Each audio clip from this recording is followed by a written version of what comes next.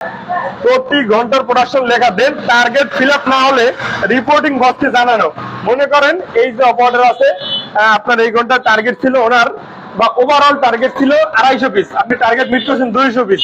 কেন 200 piece meet করছেন? যে ওনার যে স্লিপ জয়েন্টের টার্গেট ছিল 100 পিস বা 80 পিস বা 120 পিস, এই টার্গেটটা উনি মিট করে নাই, উনি দেয় নাই। তো আপনি সাথে সাথে আপনার রিপোর্টিং যে বস আছে ওনাকে জানাবেন যে বস উনি কিন্তু আমার টার্গেটটা ঠিকভাবে দেয় নাই, এই ওনার সাথে একটু কথা বলেন। বা আপনি প্রথমে জিজ্ঞেস করেন কেন আপনার টার্গেটটা ফিল আপ হয় নাই, দেন আপনি আপনার রিপোর্টিংকে জানাবেন দ্রুত। এরপর মনে করেন এক্সেসরিজ শর্ট। এক্সেসরিজ কি? অনেক সময় আপনি যে স্টাইলটা করেন ওই স্টাইলে লেভেল থাকতে পারে, এই টেপ থাকতে পারে, এগুলো কি এক্সেসরিজ হিসাবে গণ্য হয়। এই এক্সেসরিজ শর্ট হয়েছে, আপনার আগে ভাগে ব্যালেন্স করে রাখতে হবে। এই এক্সেসরিজের কারণে যদি আপনার লাইনটা আধা ঘন্টা 1 ঘন্টা বন্ধ হয়ে থাকে, তাহলে কিন্তু আপনার ওই ঘন্টা টার্গেট মিট হবে না, আলটিমেটলি দিন শেষে টার্গেট মিট হবে না। তো সেক্ষেত্রে কি, এক্সেসরিজ শর্ট থাকলে দ্রুত স্টোর থেকে ব্যাকআপ এনে রাখা। ক্লিয়ার? এরপরে রয়েছে মেশিনের প্রবলেম হলে দ্রুত সমাধান করা। মেশিনের প্রবলেম হয়েছে ড্রাইভার নাই, নিডেল বক্স বা কিছু খুঁজে পাচ্ছে না, আপনি খুব দ্রুত নিডেলের ড্রাইভারটা সাপ্লাই করলেন। বা আরো বড় সমস্যা, খুব দ্রুত মেকানিক্স ডেকে এনে ওই মেশিনের সমস্যার সমাধান করলেন।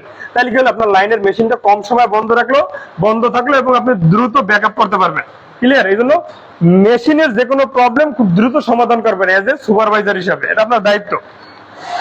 এরপরে আউটপুট মনিটরিং করা। অনেক সময় দেখা যায় এই যে লাইনের আউটপুটে লাইন গিয়ে বডি তৈরি হওয়ার পরে আউটপুটে ঘন্টা শেষে 250 পিস বডি আপনি বের করছেন, প্রোডাকশন হয়েছে 230 পিস, বাকি 20 পিস বডি কই? অল্টার হয়েছে। তো আপনি অল্টারটা কি অল্টার হইলো, কোন প্রসেসর অল্টার হইলো, এটা নিয়ে আপনার মনিটরিং করতে হবে আউটপুটটা। এই অল্টারটা রেকটিফাই করতে হবে। এরপর যে প্রসেসর ওই 20 পিস অল্টার হয়েছে, আপনি যদি ওই ঘন্টার মধ্যেই ওই 20 পিস অল্টার ছাড়াই দিতে পারেন, তাহলে পরের ঘন্টায় কি 250 পিস আপনার প্রোডাকশন হবে, আরো 20 পিস বাড়বে, অল্টার জমানো যাবে না।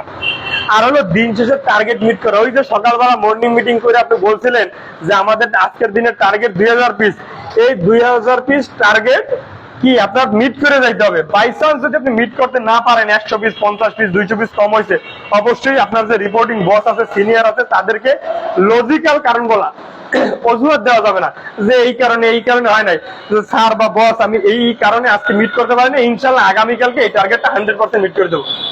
আমি কি বুঝাইতে পারছি? এটা হলো একজন সুপারভাইজারের দৈনিক কাজ। এই কাজগুলো নিয়ে পরবর্তীতে ইন্টারভিউতে আপনাকে জিজ্ঞেস করা হইতে পারে। আর আমরাও হয়তো যে কোনো ইন্টারভিউ যখন আপনারা নিব, তখন আপনার এইভাবে জিজ্ঞেস করবে যে একজন সুপারভাইজারের ডে টু ডে লাইফের কাজটা আপনার স্টেপ বাই স্টেপ বলতে হবে। পারবেন তো? ইনশাল্লাহ।